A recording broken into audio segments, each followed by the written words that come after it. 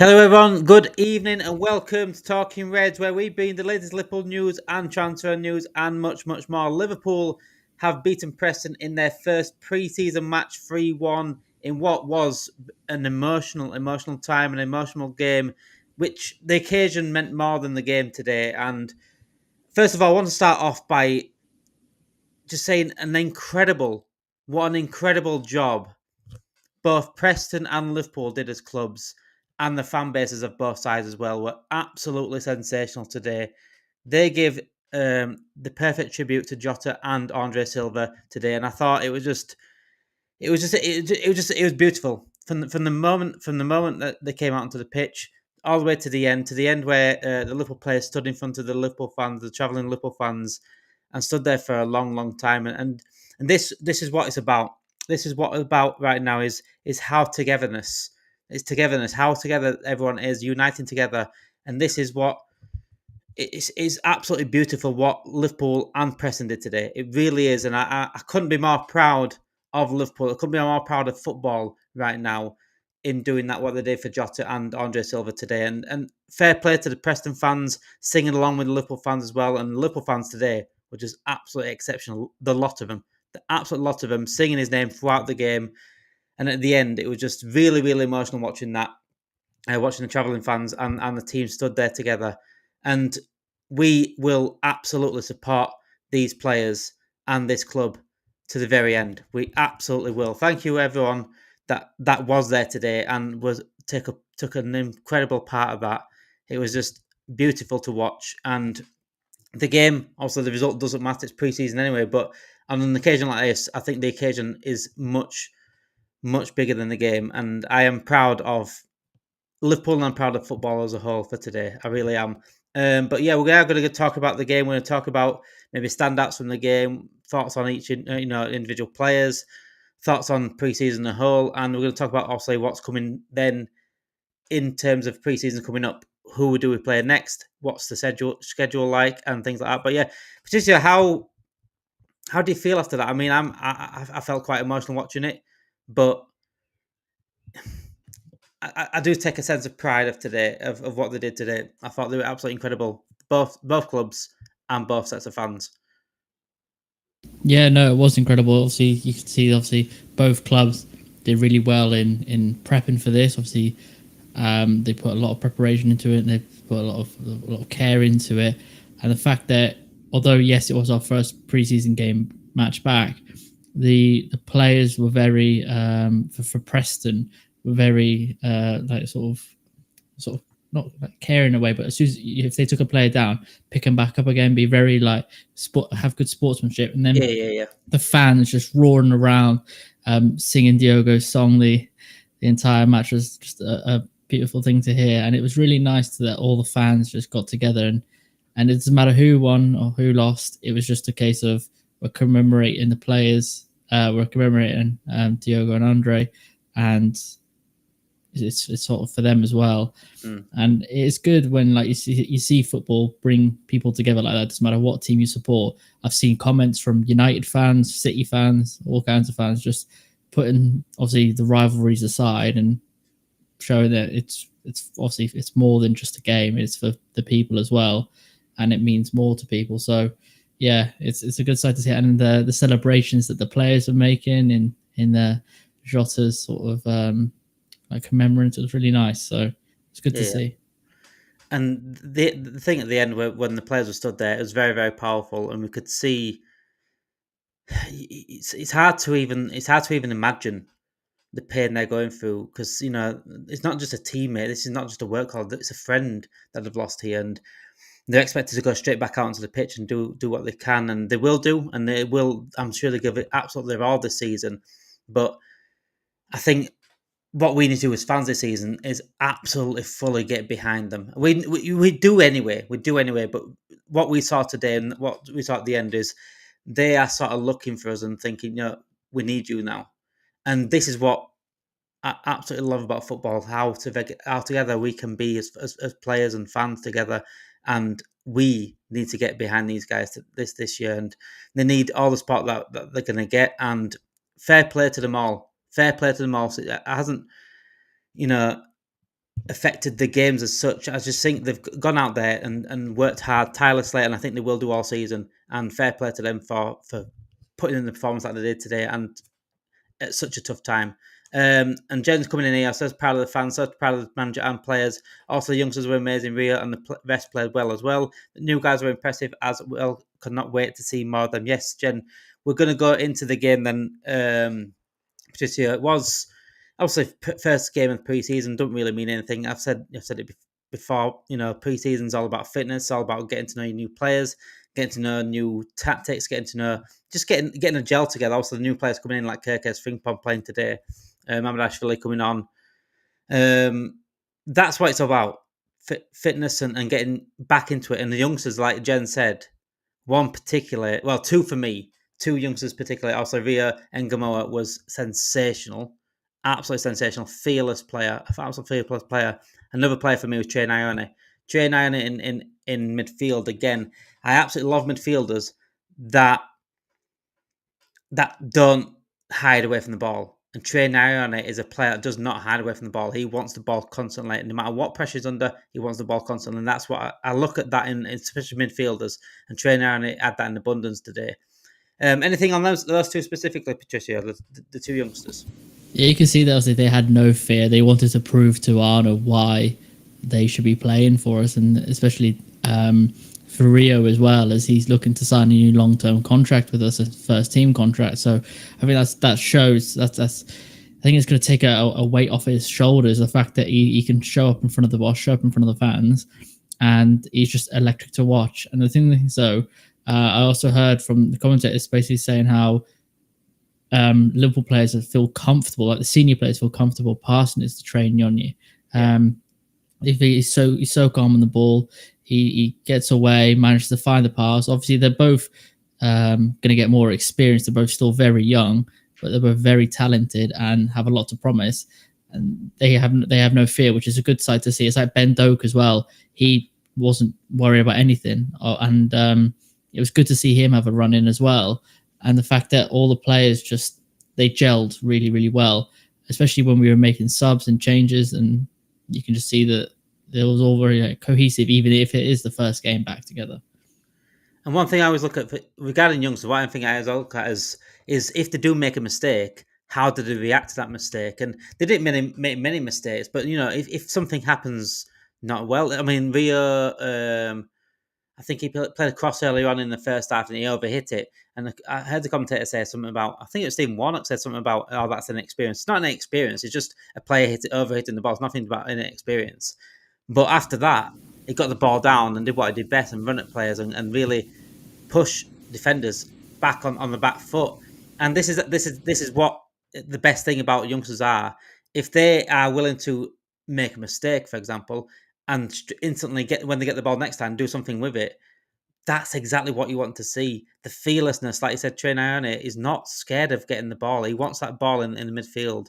He's comfortable on the ball. No matter, he's playing against players that are way older than him. I know it's only Preston, but these are very, very elite players. Preston are a very elite team. Championship is a big, big level, especially for the youngsters to come in and play again. So for those to play like that they did today, and like I said, Ben Doak as well. Ben Doak is always willing to try take players on. He had a brilliant season last season for Middlesbrough in that league. And this is what you want to see. Players that just want to trust themselves. That's what they need to do. Trust themselves. Trust their abilities, because they've got it. They've shown enough now to say, we're good enough. Are they good enough for the first team yet? It takes time. It takes time. There's a difference between being ready for first team. Not going to be playing every week, obviously, but I think they can certainly contribute this season, Patricia. Yeah, especially given sort of 10 minutes towards the end of the match, just getting those minutes in professionally, and then obviously cup games you can get them in as well. So I think it's just building up that confidence. We've seen it with players like Kwanzaa. He just needed that confidence. And you see it with players like Doak. Obviously, he had his injury last season, Championship, and that obviously won't help him. But you can see the drive he had today. He lost possession, but then he was quick to pounce on the ball, get it back for us, and that led us to a third goal. So it's sort of the drive like that, like with Kirkes as well. He's still young, only 21, and when he lost possession or anything, he'd fight for the ball again, and that's sort of what what we need. We need that sort of drive in players. And you can see towards the end of the season, like Szoboszlai, very tired, such a workhorse, but they get, obviously, they can't sort of track back all the time. And it's good to see that these youngsters want to have that drive to want to fight for the ball again and push up the pitch. And the amount of constant runs that Kerkez was making, Rio was making, and it was nice to see that they were willing to sort of break the defensive line so that they can other players can cross the ball into them. Yeah, so like unselfishness, making runs that don't, even if you're not going to get the ball, it's making those runs, creating space. Just creating space. Yeah. And it was really good sight to see, and I was really excited to see the Rio play. When I saw his name on the team sheet, I was like, that he's going to be a one to watch for sure. Yeah. And then I like the fact they brought Ben Doak on, and obviously we knew what Trey Nyoni was going to bring to the team. He's always sort of calm and composed in the midfield and willing to distribute passes. He's just, I think he plays better as sort of when he comes back on defense a little bit and has that space to run into space, a bit like Gravenberch in a way.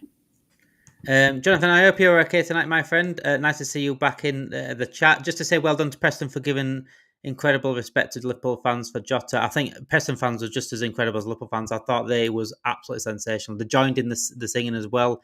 I thought it was just an incredible moment for the fans together. I thought hats off to both sets of fans for today. Absolutely. Regarding Rio and Trey, and obviously that you're speaking about Kerkez and Frimpong, obviously the new players coming in. Kerkez, legs to go. Frimpong again. Frimpong likes to get forward, we know this, but what he does, what we saw today, is he does get back, and he gets back fast. Which is brilliant, because there's so many times that we're culpable for counter-attacks. But when we've got like a Kerkez and a Frimpong that have got the legs to get back quick, they can quite shut the counter-attacks down quite quickly, especially when we're going to have Gravenberch at DM, who's not a natural DM. He's not gonna shut off counter-attacks as well as a natural DM would. But Frimpong and Kerkez's legs, I think it's fantastic to have those there with that. Yeah, and I think obviously because we play such a high press, such a high line, I think we're obviously susceptible to counter attacks as we are. But I think the good thing is, as well, although Kerkez was on the left, he had Robbo there beside him as well, sort of to tell him, push up, I've got this. So I can cover sort of in a 3-back. And I think that was really good for Kerkez and Frimpong to make that space on the overlapping runs. And that's why it was such good football to watch. It wasn't just hoof the ball at the pitch. It was really nice and controlled. And obviously we've got some crosses in, and it just shows that maybe we need to be a bit better aerially. But it's good to see the first game back that players just want to win, which is nice to see. The goals were pretty well worked goals as well. Most, the 3 goals that we did score were well worked. I mean, the first one was Rio, basically Rio's running ability to get the ball into the box, and then it ended up going back to Bradley at the back post. Second goal, again, Darwin Nunez capitalised on a mistake. Composure from Darwin Nunez. I'm always a person that will criticise Darwin Nunez, and rightly so, because he has deserved the criticism.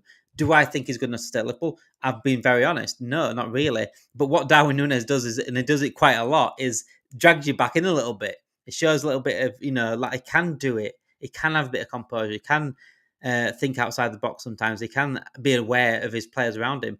And both the second and the third goal was Nunez. It was both basically Nunez's awareness and composure, which we don't usually see as often, which we like to see. The first goal took it around the keeper, brilliant finish. And the second goal, the dummy. Where's this awareness been, Nunez? Is it the new haircut? I don't know. Yeah, it seems to be.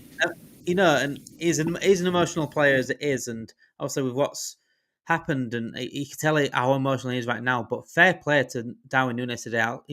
First one to deserve the absolute praise for today's game. I thought his runs were brilliant off the ball as well. He didn't do much other than the 2 goals. Didn't really do much as impact of the game. But off the ball, I think he was brilliant. His running, creating space. His free kick went miles over the bar. But yeah, the first goal, brilliant composure around the keeper. Second goal, that's what you want to see, and good finish from Gakpo as well. It's good that like you said, spatial awareness, just to know where people are on the pitch, just to know that Gakpo was in a better position for the goal. And it was just, other than what we would have seen from Nunez maybe a couple of seasons ago, where he would have snatched at the ball, taken the opportunity from the player, and tried to go for goal himself in a not suitable position.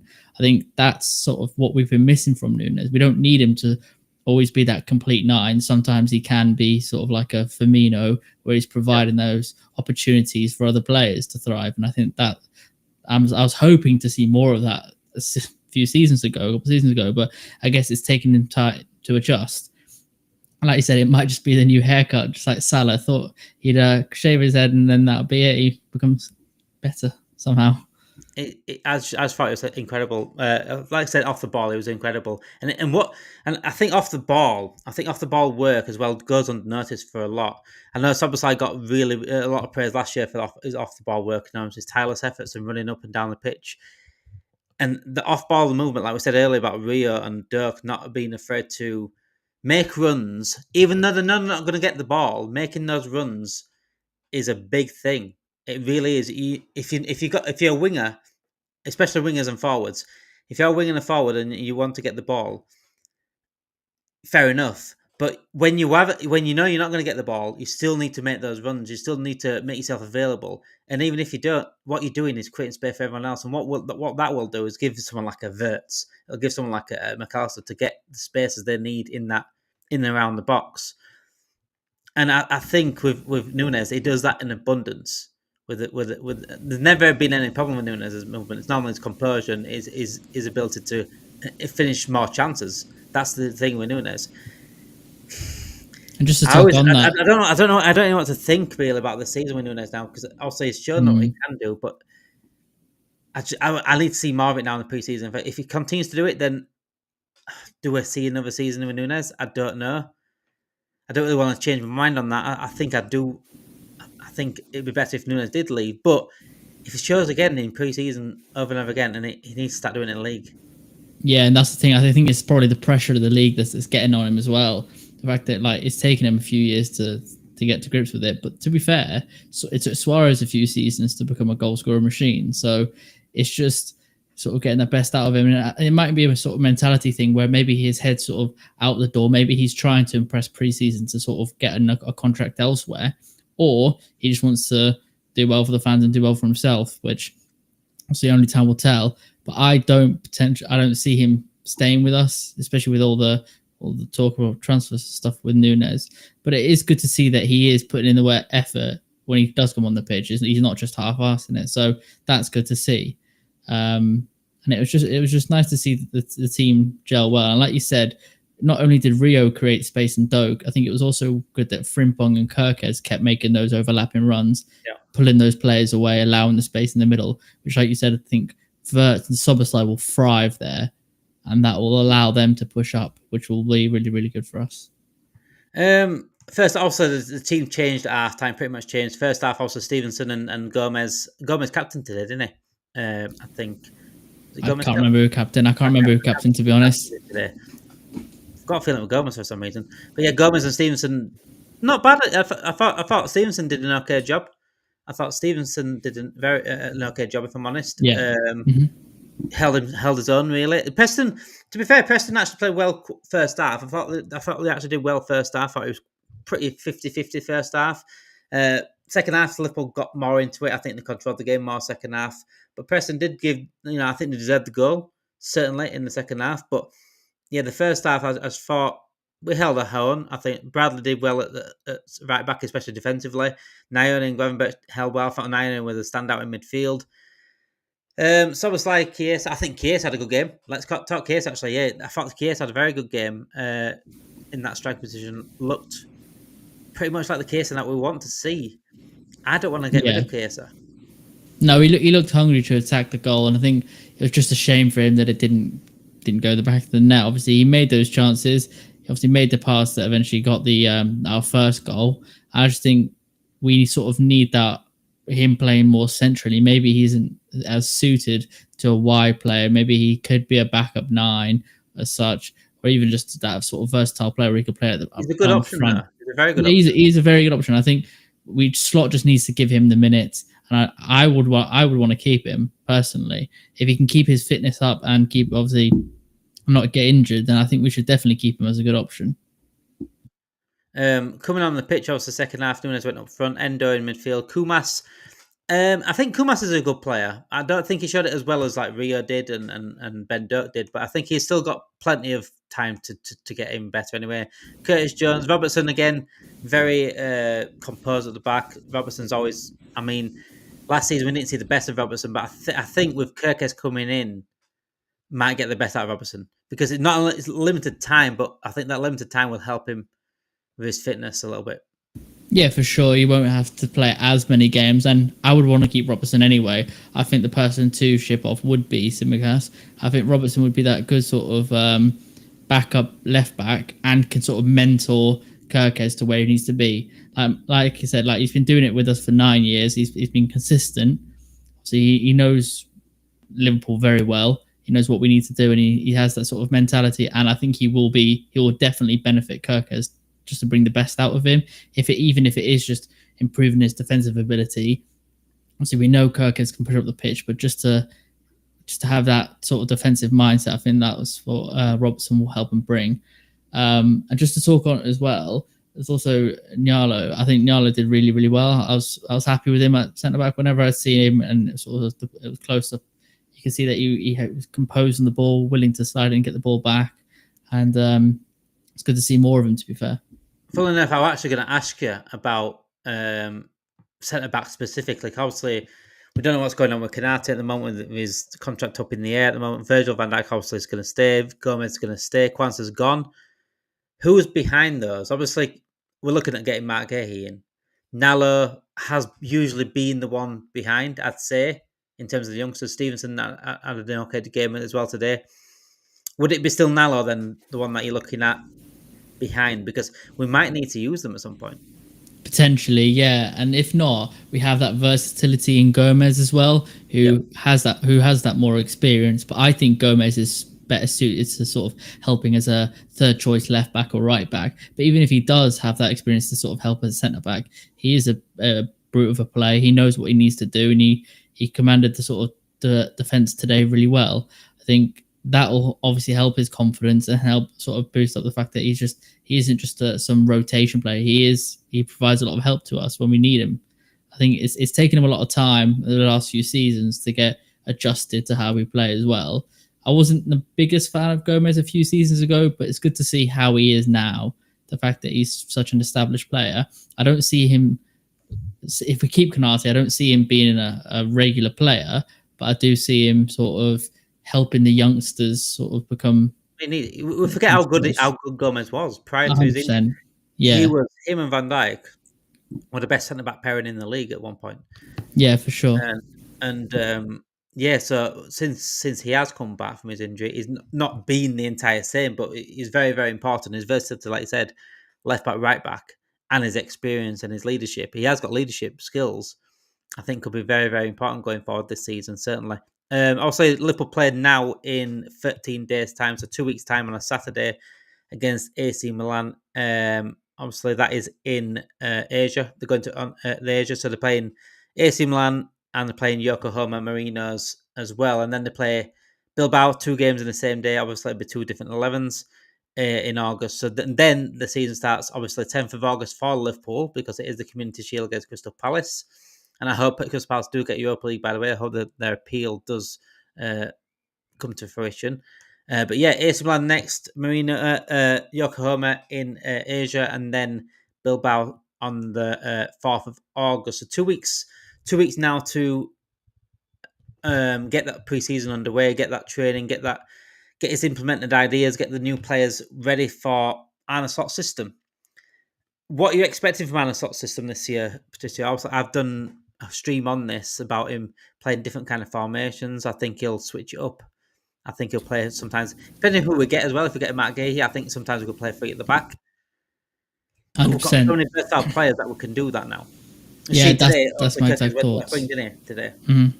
Yeah, my exact thoughts. I thought he would go to sort of like a 3 at the back, have Kirkes and Frimpong as wing backs, which would suit them better.